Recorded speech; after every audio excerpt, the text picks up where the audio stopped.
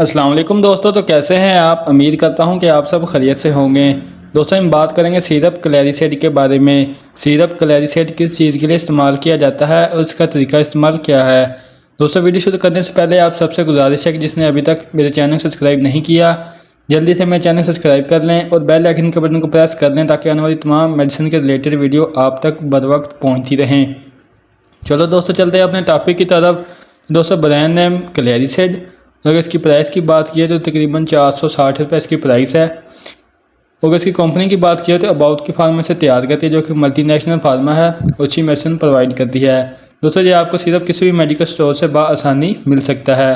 दोस्तों ये fruit फ्रंच flavour में सिरप होता है, यानी कि बच्चों के लिए सिरप होता है। ये एक एंटीबायोटिक सिरप है जो कि एंटीबायोटिक बहुत कोड़े होते हैं, तो ये फ्रूट फ्लेवर में है जो कि बच्चे इसे आसानी से पी लेते हैं।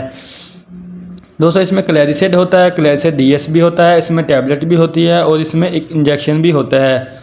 दोस्तों इसमें मौजूद दवा की बात की तो क्लिथ्रोमाइसिन इसमें दवा पाई जाती है। दोस्तों बात कर लेते हैं इसके बेनिफिट के बारे में कि हम इसे किस चीज़ के लिए इसका इस्तेमाल कर सकते हैं। दोस्तों नमूनिया के लिए हम इसका इस्तेमाल कर सकते हैं, यानी कि सांस लेने में मसला हो, खांसी हो, बच्चे को बुखार हो, चेस्ट इन्फेक्शन हो गई हो तो उसमें हम इसका इस्तेमाल कर सकते हैं। इसके बाद दोस्तों ब्रोंकाइटिस यानी कि फेफड़ों का मसला हो, फेफड़ों में इन्फेक्शन हुई हो, छाती में से आवाज़ आती हो, सांस लेने में दुश्वारी होती हो या बुखार ना होता रहा हो तो इसमें भी आप इसका इस्तेमाल कर सकते हैं।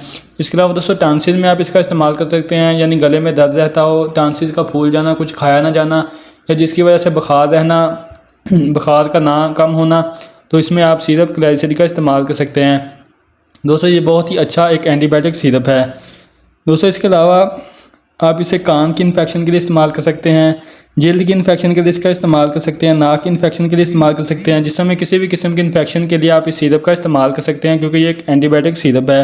दोस्तों इसके अलावा चेस्ट इन्फेक्शन के लिए इसका इस्तेमाल कर सकते हैं, नमूनिया बुखार में, टाइफाइड बुखार में या खांसी नज़ले में आप इसका बुखार सकते हैं, टांसिल में आप इसका इस्तेमाल कर सकते हैं। इसके बाद दोस्तों जल्द में कोई इन्फेक्शन हो गया या जल्द में एलर्जी हो जिसकी वजह से दाने निकल आए हो या कोई ज़ख्म हो गया तो उसमें भी आप इस सिरप का इस्तेमाल कर सकते हैं। दोस्तों ये थे इस सिरप के बेनिफिट। बात कर लेते हैं इसके साइड इफ़ेक्ट के बारे में कि इसके साइड इफ़ेक्ट क्या हो सकते हैं।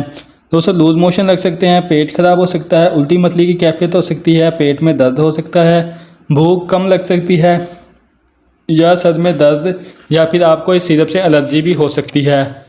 दोस्तों बात कर लेते हैं इसके यूज़ के बारे में कि आप किन बच्चों को इस्तेमाल करवाना है और किन बच्चों को इसका इस्तेमाल नहीं करवाना।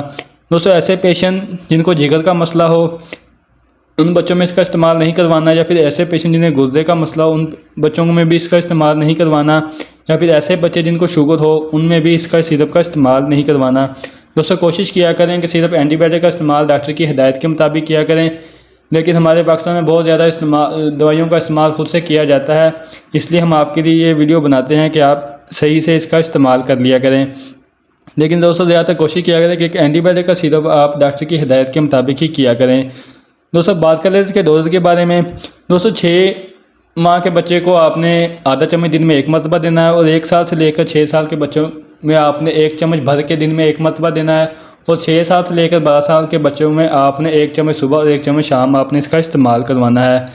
दोस्तों आपने इसे बना लेना है, पानी गर्म करके फिर ठंडा करके आपने सिरप को बना लेना है। सिरप के ऊपर निशान लगा होगा तो आपने इसे ज़्यादा से ज़्यादा 7 से 14 दिन आपने इसका इस्तेमाल करना है। इसके बाद आपने सिरप का इस्तेमाल नहीं करना, आपने इसे ज़ाया कर देना है और आप पूरे 7 दिन इस सिरप का इस्तेमाल करेंगे ताकि इन्फेक्शन ख़त्म हो जाए और दोबारा इस इन्फेक्शन ना हो या दोबारा जल्दी बुखार ना हो।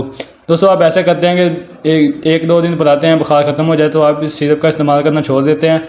आप जब भी कोई एंटीबायोटिक सिरप इस्तेमाल करें तो उसे पूरा ख़त्म किया करें। दोस्तों ये थी आज की वीडियो जो कि सिरप क्लैरिसेट के बारे में थी। उम्मीद करता हूँ मेरी आज की वीडियो को पसंद आई होगी। वीडियो पसंद आए तो वीडियो को लाइक करें, शेयर करें।